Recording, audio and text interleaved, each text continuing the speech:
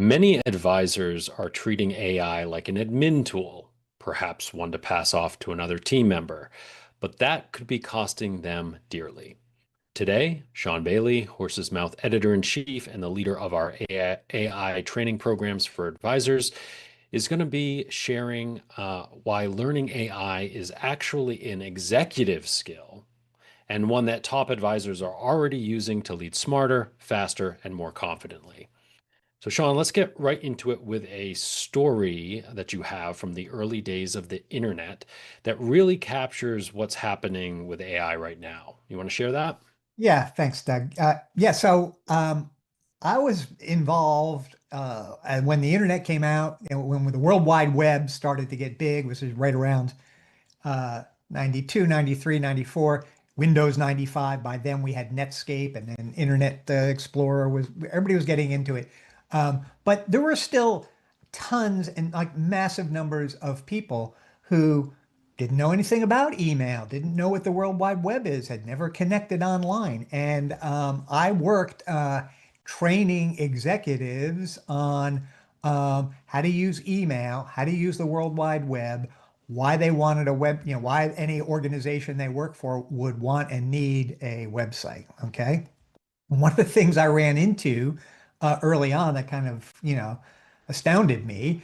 One day I was talking with an executive and I said, yeah, all right, so are you using email yet? And he says, oh, yes, of course. We have email. And I said, well, what do you think about it? He said, well, um, my wife, I mean, my secretary logs in to the email account, and she prints out all the emails we receive, and she brings them to me in a pile. And then I will look at them later on, and I will dictate a response to the email, and then she will type it up and send it back to the other person. Now he thought he had email, and this was a problem early on because some people were just looking at email and to the internet to some degree like a sort of secretarial appliance or something, and they didn't understand that being being in control of your email, communicating directly with people, having speed and directness and connection was and is, a form of leadership. Instead, they had insulated themselves from even learning or being exposed to this new technology that, of course, went on to change everything and had massive positive and negative impacts in many, many industries. And they had just simply delegated it to somebody else on their staff. And that's kind of what we're seeing again in some corners with some advisors. We get roughly the same sort of thing. So, we should be on guard against that kind of thing. So, that paints the picture. How specifically are you seeing this pattern showing up, particularly with advisors at this moment in time today? Yeah, right. So, just like a couple of weeks ago, I had an advisor ask me, uh, you know, sh should it be all right that his entire team is on one ChatGPT account? And I said, absolutely not. Putting aside the terms and conditions that you agree to when you purchase your subscription. Um, Putting your entire team on one ChatGPT account is it's madness because you're the AI learn it is an executive is an extension of our intelligence. It amplifies our intelligence. Um, it is an executive tool, but it is a tool that is very personal. Okay, it adapts to your style. It gets to know what it is you're doing, what you're working on, what issues and challenges that you are bringing to it, and the idea. This is because it has memory. These ChatGPT, if you have it turned on, and you should, has the ability to remember things across your conversation. So something you've had a month said or did a month or 2 months ago, If you're back to that topic again, it can instantly bring up the context of your conversation, um, 2 months ago, a month ago, a week, whatever the case may be. You're getting that context, and that is what makes it such a powerful and useful co-intelligence, is what Ethan Mollick at the University of Pennsylvania calls it. And so, if everybody on your team is all inside the same ChatGPT account and leveraging it to do any variety of things, and in a second, we'll talk about how ChatGPT is really becoming a sort of operating system for knowledge workers, right? But if your whole team is in there, your results long term are just going to be a sort of murky puddle, okay? Because you got one person in there that's working on this type of thing, another person on a different type of thing, then you're getting in there, and it's just no good. It's kind of like having a toothbrush for the entire office, right? I mean, technically everybody can share one toothbrush, but it's of course not good. You didn't want to do that, right? And so when an advisor is delegating AI learning downward, they're treating it like a administrative thing, or like I mentioned before, back in the email days, a secretarial appliance, right?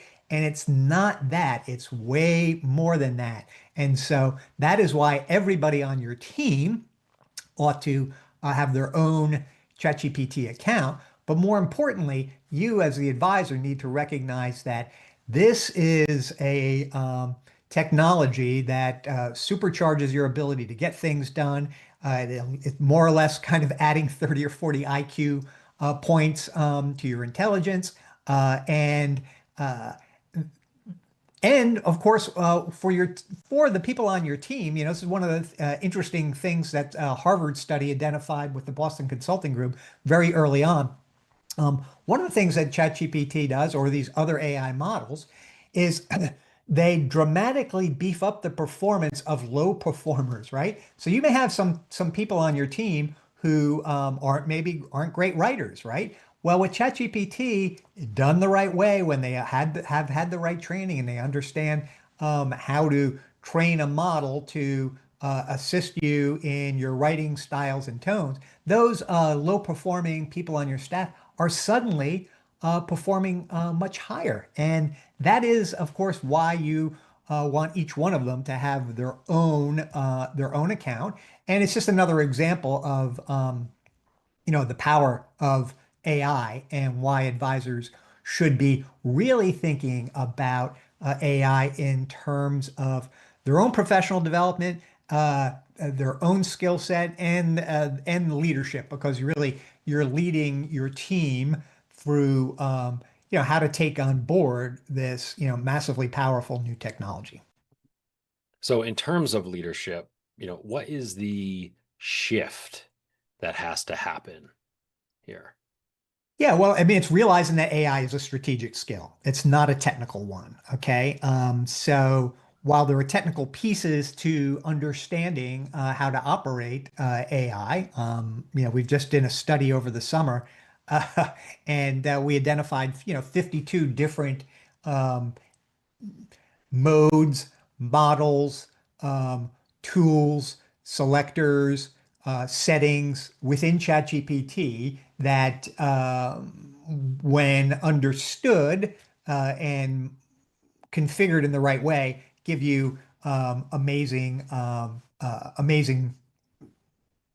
power, right? So that aspect is technical, but um, when you have it configured in a way that aligns with your own needs, then it isn't a technical tool. It becomes a strategic skill in which you're able to have, what to ask and the manner in which to ask it. You know what you can and cannot trust. You know how to interpret the results that you're getting, and you're able to perform better as an advisor. We see this, all the time. Advisors who are learning how to have deep, meaningful, intelligent conversations with AI about big, significant issues in their business, whether it be a situation with a client, whether it be a practice management challenge, whether it be something about the direction of your business.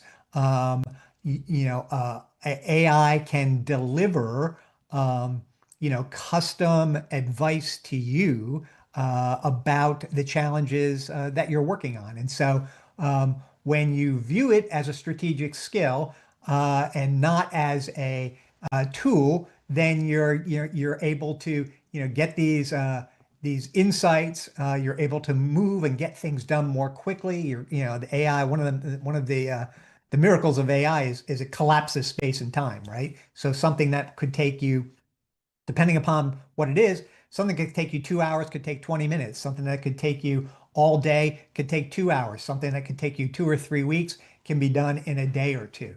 And that means, that has massive implications for advisors because there are, advisors, the classic, too many hats and not enough time. And so now the time situation has been, um, dramatically reduced. So, for instance, we know advisors have a lot of challenges around marketing and don't do a lot of things in the marketing field that they know they should be doing, but they haven't had time. So it's been prioritized and pushed off. Now you have the ability to get those things done. And then the actions you're doing when you do get that kind of marketing activity done is you're having more meetings with more prospects. Your business is growing. Your team is busier. And so um, it's this viewing it and understanding it as a strategic skill is the critical thing. So it's not about typing prompts, right? We teach a prompting framework. Prompting is really important to understand how to communicate with the AI, right? But the prompting is what you do to direct its intelligence, and that is the critical thing. Okay, so moving into the specifics, maybe you can share with us how we're seeing advisors, the best advisors, using AI right now. How are they using it? Yeah, well, I mean, the best advisors are using it all day long.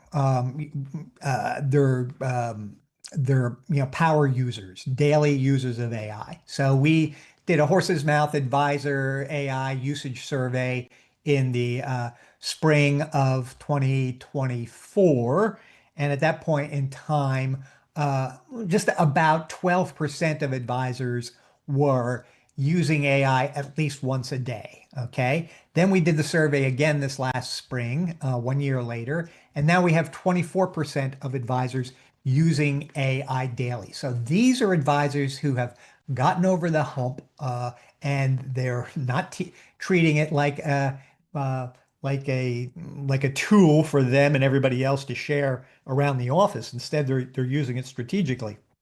Um, so their usage doubled, and that's fantastic. Now we have about 55% of advisors who use AI once or twice a week, once or twice a month. They're intermittent users of it. And when you're an intermittent user of it, it's an indication to me, of course, that you haven't made, that you're still thinking of it like a tool to go to get something done, and you're missing out on the much bigger picture of what it can really be doing for you. And so those numbers are around, 50, 55%.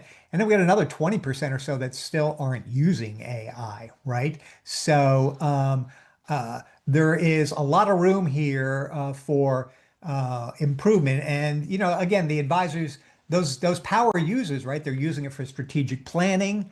They're using it for client engagement. They're using it to bring, operational efficiency to their firms. It's not just about writing things faster. It's really about thinking better.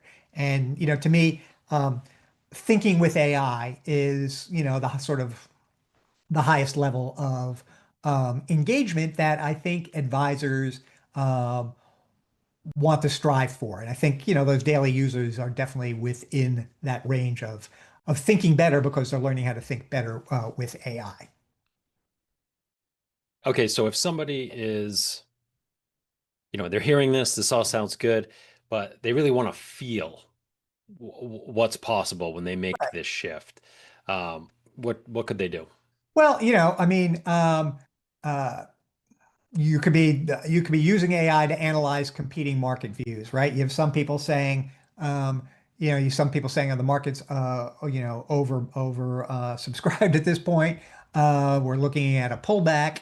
Uh, and then you may have some other people say, no, there's solid reasons to believe that, from an investment perspective, that the markets are fairly solid given the turmoil, and that it's safe to stay in the water, even continue to get in the water, right? So you may have competing scenarios, and maybe you're getting ready to talk with a client who, has stated strongly they feel one way or the other, and that you're not aligned with your client's views necessarily. So you can go to ChatGPT and you can have a meaningful conversation where you're using AI kind of as a co-thinker, and you can explore these competing, market views, run what if scenarios, ask the AI, um, to test out, the strongest arguments in favor or against, either one of these points of views. And what it's doing is you're building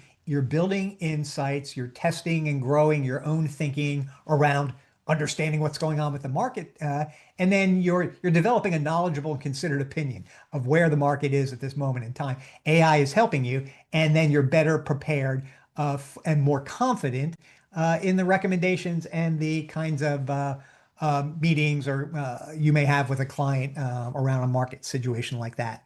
Now, another topic is just communication mastery overall, right? So we have 43% of advisors who say they're using AI to draft or refine, client communications. So this is like emails, or they're doing meeting notes, and they're using AI to get things done there. Sometimes they're using it to in advance of working with a client, they know that the client's going to have some difficulty with some of the planning and investment concepts that you're going to have to discuss in the meeting. So they're able to go to the AI and uh, get its help to simplify these complex topics, these complex planning or investment issues, which again, allows you to connect more deeply with the client. You're presenting yourself as it's a leadership role that you have. You're educating your clients, and so again, that's a kind of critical thing, being able to speak clearly and in a relatable way to your clients about tricky investment or financial planning topics, right? And then we also have some advisors who are, um, you know, they're they're brainstorming. They want to grow their business. They want to innovate. They want to think about going after a new niche market, or maybe going into a different nearby region and open another office, expand their team, or maybe they're looking at their marketing strategy and realize that they want to refine it or improve it or totally scrap it and come up with something new. Um, again, they're seeing within their business on the topic of new niches, like maybe they're realizing, hey, I've got a lot of physicians. Maybe I should start to emphasize, more on the medical side. What can I do? I can have a deep conversation about that, or any other niche, entrepreneurs, or whatever the case may be, right? But here's the one other thing. Only 11% of advisors describe themselves as very confident in using the AI. So even those daily users, half of them apparently wouldn't say they're very confident. And of course, that makes sense, because if you haven't had some basic training, you don't have a basic framework for really understanding that this isn't Google on steroids. It's way more than that, right?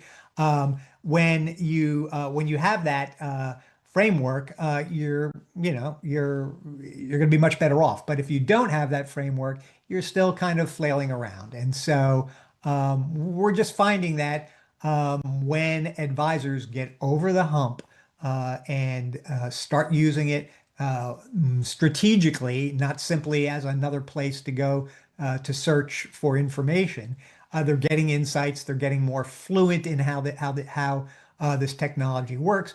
And frankly, they're getting future ready, because the things that are changing in this field, not the baseline fundamental stuff that we teach advisors, but in general, the industry, I mean, the technology is getting stronger and more powerful, and everybody needs to be prepared for the consequences of that down the road. And that's why I think advisors need to be, sort of hand in glove with the AI right now. That's critical.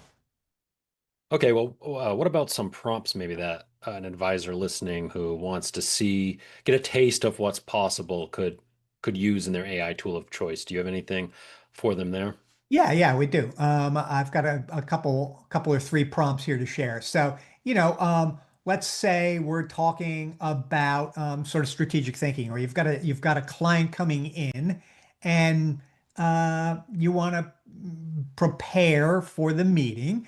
Um, Again, some people are worried about compliance and privacy and all that sort of stuff, and in all our programs, we show everybody how to, do the proper settings so that you have, maximum security. And of course, we're not saying share your personal identifiable information. Of course not. But you can talk about client situations. So suppose, here's a prompt about preparing for a specific client meeting. And what I'm suggesting is you use this prompt. You obviously change the facts. Well, you could keep the facts if you just want to try it out, but you would modify the facts to whatever upcoming meeting you're going to have with a particular type of client. And so the prompt goes something like this.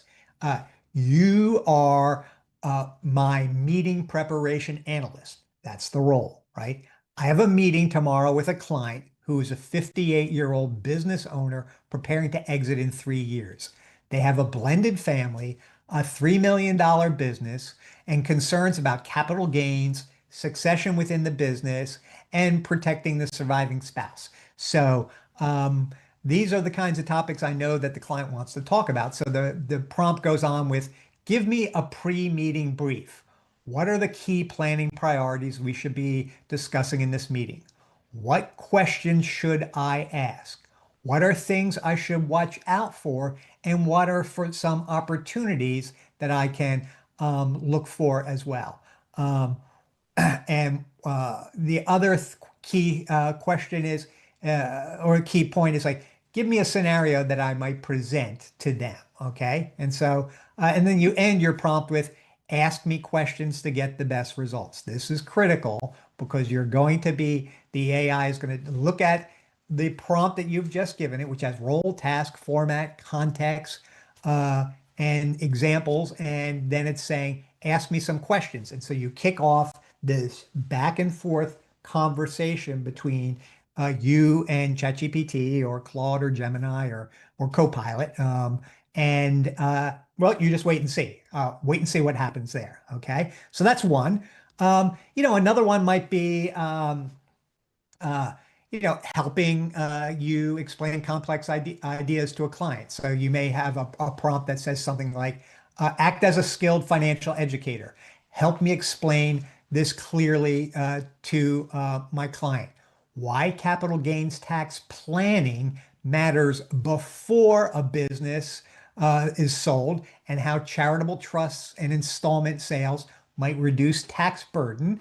And you add some additional client context about the client. The client seems ambivalent about tax planning. Use plain language, relatable examples, and a tone that's confident and easygoing. Ask me questions to get the best results. Okay, so that's another type of prompt that someone could try out here.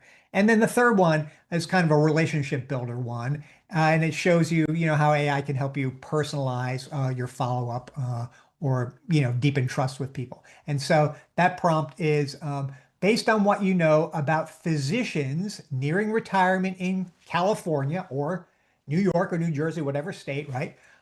Write a short, or whatever state is relevant in this situation, right? Write a short, thoughtful follow-up note I could send to a prospect, obviously as a doctor, that I met last week. Include one insight I could share about their planning situation. Uh, Include a relevant question to invite further conversation. Include a tone that's friendly, professional, and helpful. And again, ask me questions to get the best results. So just trying any one of these, Doug, will begin to give an advisor who's out there who may recognize him or herself as that 55% of advisors who are dabblers in AI. They're using it a little bit every now and then. And maybe many of them are sensing, that it has more power, but they haven't taken the next step. But go ahead, try any one of these prompts, and well, you can report back what you get. I think you're going to get some really eye-opening results. Okay, and so when they do try out these prompts or when they do work more with AI, a common reaction we get from a lot of advisors or a common concern is, isn't aren't these tools going to make humans less relevant? What do you have to say to that? Yeah, of course not. I mean, I think that's completely not the case at all. This is a human-centered business. People have strong feelings about their money and planning. They have a strong need for being led, and so what the AI is actually doing is the opposite. It's giving you the ability to um, kind of clear the decks of any sort of repetitive or brain sapping or energy sapping repetitive tasks. And instead, it's kind of supercharging your intelligence. It's amplifying your intelligence. And, you're able to analyze more, summarize, and reason, right? Through the help of the AI, right? But when it comes to the human side, the AI can't be empathetic. You be empathetic. The AI can't sense tone or trust. You can, right? And the AI can't express care, but you can. So you have this very powerful tool, but it doesn't have the emotional intelligence that you have. And so the AI gives you the ability to bring sort of mental clarity and greater bandwidth to the kind of tasks, judgments, relationships, the vision for your business, your value proposition, really, your knowledgeable and considered opinions about your clients and their portfolios and their financial plans, where the market is going. And, that is why AI isn't going to be replacing any advisors. It's actually going to help you, an advisor who is powered by AI, to outperform those who aren't. And that's why I just think that the longer people wait to jump in and get the sort of baseline AI training, the steeper the curve is going to be later on. Yeah, and this is the kind of stuff that you teach in our AI-powered financial advisor program, right? Yeah, exactly. And the program is designed, to help help advisors, develop leadership level fluency in AI. That is going to be the critical thing over the next couple years, okay? We're not turning you into coders. There's nothing technical about it. That's what makes it so. That's why there are 800 million uh, regular users of ChatGPT now. They added 100 million in August and September. So they're still growing faster than ever. And the reason is that people are able to use this technology and accomplish things like never before. And so it's really designed um, to be not just at a lower transactional level like a search engine, but you can go up and down this AI usage ladder all day long. And that's what we're teaching in the class, right? We want people to understand how to control this technology, how to leverage it to the greatest extent possible, so that you and your team and your clients get the greatest advantage from it. So, AI advisors who learn AI, are going to be, strategic native AI thinkers in the next decade, right? Advisors just are going to have to be 100% on board with AI, right? And so my message is simply, don't delegate AI usage in your team. Don't be sharing accounts. That's totally muddying the waters, and you're not going to be getting any compound benefit from your regular interactions with the AI. So learn the skill yourself and recognize that this becomes, part of your leadership with your firm and with your clients. And that's what the program's all about. And we have the program, we have a new class starting tomorrow. That's Thursday, October 16th. And we have the last one of the year starting in about 4 weeks in November. So that's what's going on. You Yep. want to And give people the link or let people know where they can get that, Doug? yep. So it's in the description. It's also on screen right now. You can go to horsesmouth.com/AI to learn all about, the details, when the next program's starting. and how to join. You get a full agenda as well. So, Sean, thank you for coming on and sharing your knowledge and expertise around this topic. And everybody listening, thank you for your time and attention. And hopefully, you'll join us in the next AI-powered financial advisor program. All right. Don't sleep on it. Yeah, don't you don't want to be the advisor who's having their secretary printing out emails and Nope. inputting their correspondence in for them into an email for them. So